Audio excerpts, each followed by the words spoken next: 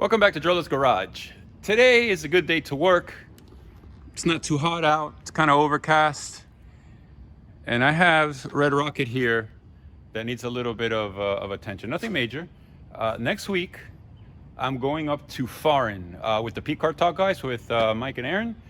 And there's a few things I want to do to the car before I head up that way. So stay tuned. Let's get it done. So let's go over some things that I need to do to the car. Number one is I need the car up in the air, get it on the lift, and check the brakes. I mean, I know they're good. I've checked them not that long ago, but still, it's always good to give it a once, just another looking over. What else? So let's go over here and I'll show you guys the other pending projects. Number one is oil change. Number two, and this will probably be a video in and of itself, side muffler deletes, valved. The ones I had before on there were not valved, and I figured let me try some valved ones and see how they work. I'm still debating whether to put the FAP speed headers back on, the high flow cats, but I'm not sure. I haven't made that decision yet. I guess Piggy here prefers the quiet of the stock headers because the car was pretty loud. Next, sway bars.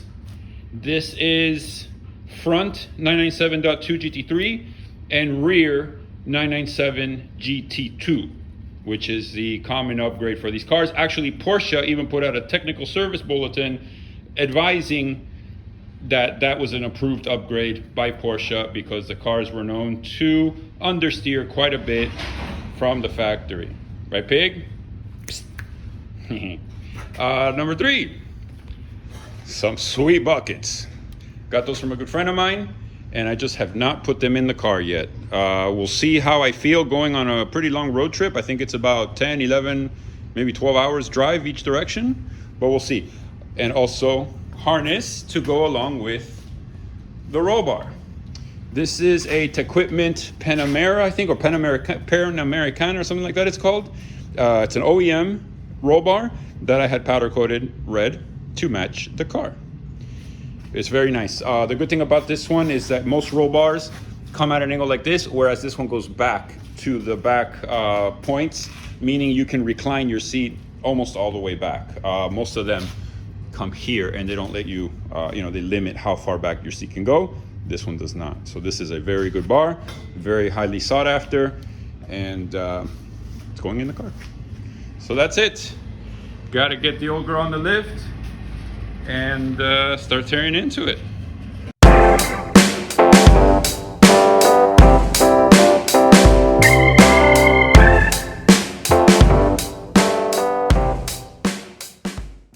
I drained the oil, nothing special to see there. I need to go ahead and fill it with oil before I forget. And I want to take a look at this oil filter. Again, I tell you guys every time I change oil in one of these cars, I like to sift through that filter to make sure it's clean.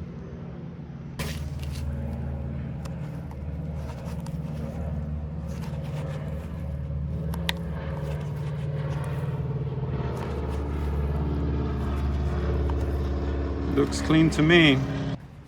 New filter installed. Put the housing back on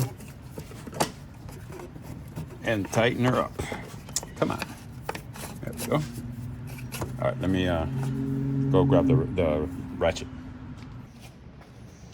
I got all of that done. I put the majority of this oil in here. That's probably 3 of the 5 quarts that go in there. So I'll leave it like that for now. I'll crank it up, let it get up to temperature, and then I'll check the oil from there. I don't think this car has a dipstick, if I'm not mistaken. No dipstick. So I gotta let it warm up and then go from there. But at least the oil change for now is done until I need to put a little more oil in it. So now let's move on to the next, which will be let's do the sway bars next. Why not? So like I said, GT2 rear, 997.2 GT3 front. Just a matter of getting the car up in the air, removing the old ones, putting on the new ones. From the research I was doing, the original adjustment would be soft in the rear for the GT2 bar, and then probably second from softest on the front, on the front sway bar. So that's what I'm gonna set them, and that's it. Let's get busy.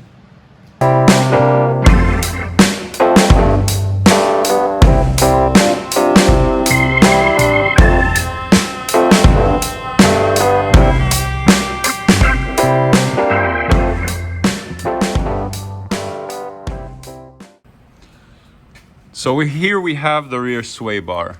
I basically need to disconnect this one here. If I'm gonna use the tear drop links that are on there now, I'm gonna have to disconnect this one too. Just remove the drop links altogether. Same with this side. Then I gotta get this off and this mount off right here, those 13s. And that sway bar will come out. This is super easy. And then in the front, I figured the front might be a little more complicated because we got all these panels here. I'll have to remove this panel. Then the sway bar is right here. So I need to just, once the panel's off, I'll see I forgot how they're disconnected. But anyway, I'll disconnect it and put on the other one. They say that modification of those two sway bars right there, that specific combo, neutralizes the car so much, and it makes it so much better handling and predictable. So I'm hoping. I just checked these tear drop links that are on here, and they're good. So that's gonna make it easier. That's it. Let me get the old one out right now.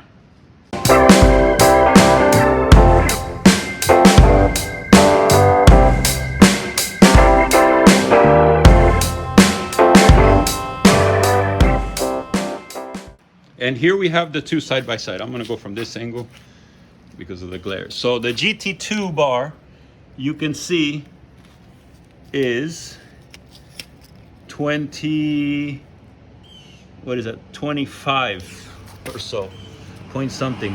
The GT3 one is like 23. So not only is the GT2 bar a little bit bigger in diameter, from what I understood, they're both hollow, but the GT2 bar has thicker walls. So the tubing is actually thicker and stiffer than the GT3. So let's get this one on. See, the other one came off easy. I like it when they don't fight. All right, so the GT2 sway bar is in.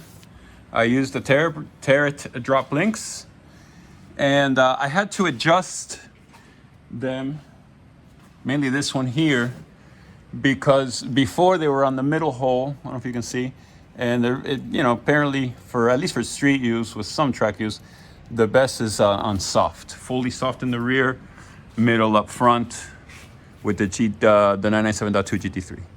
From what I can see, the way that sway bar is mounted here, there is no way I'm going to be able to drop that sway bar without dropping that front the subframe.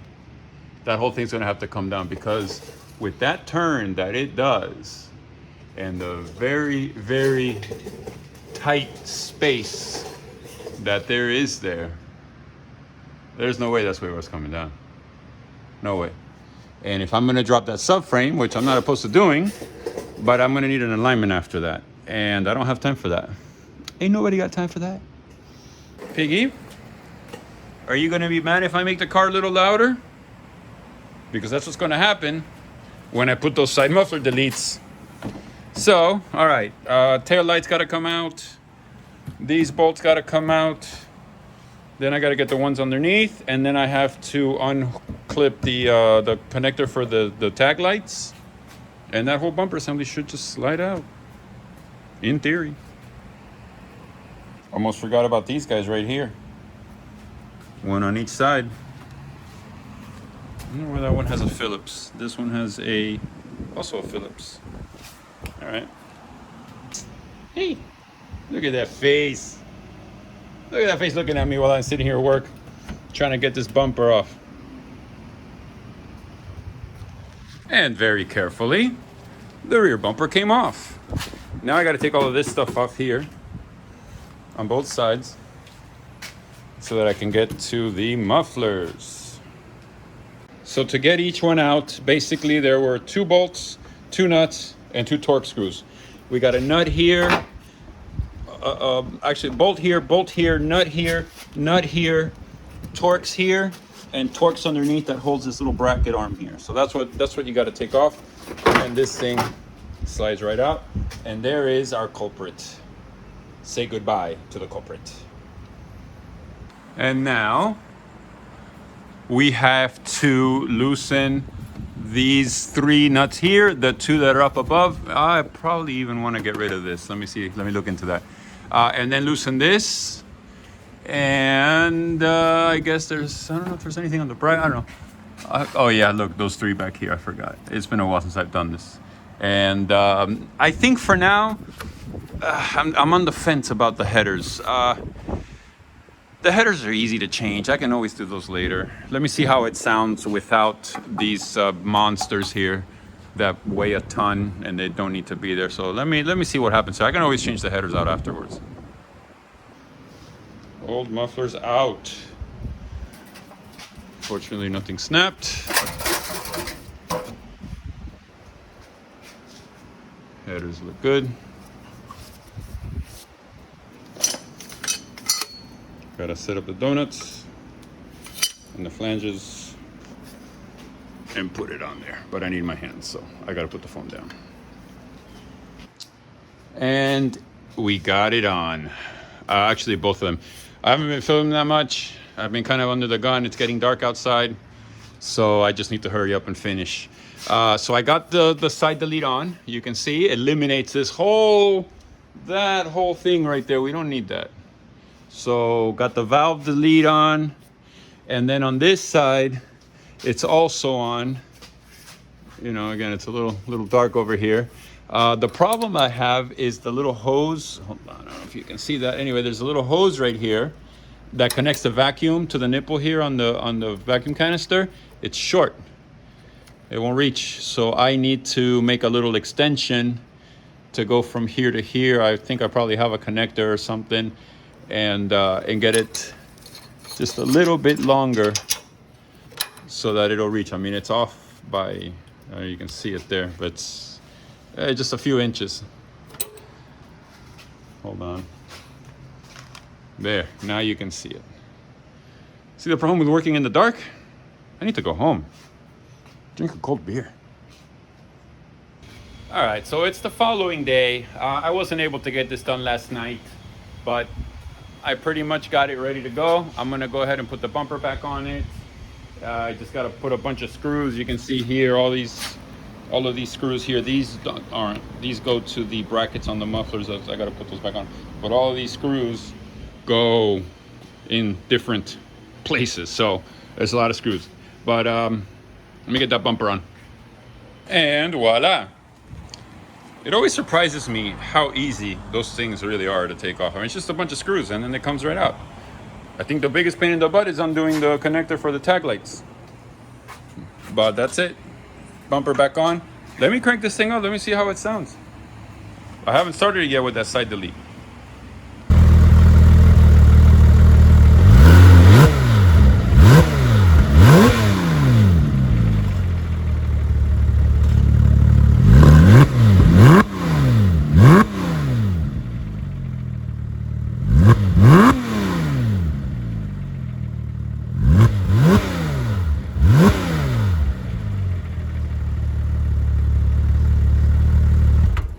It still sounds pretty civilized.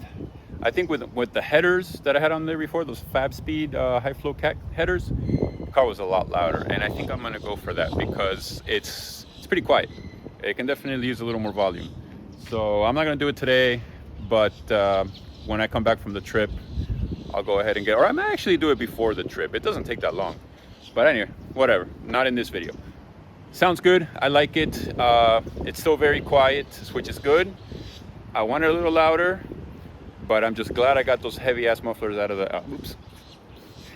I got those heavy mufflers out of the back of this car because they weren't doing me any good there. I had them bypassed anyway, so I wasn't even using them, so. All right, now I'm gonna move on to the interior.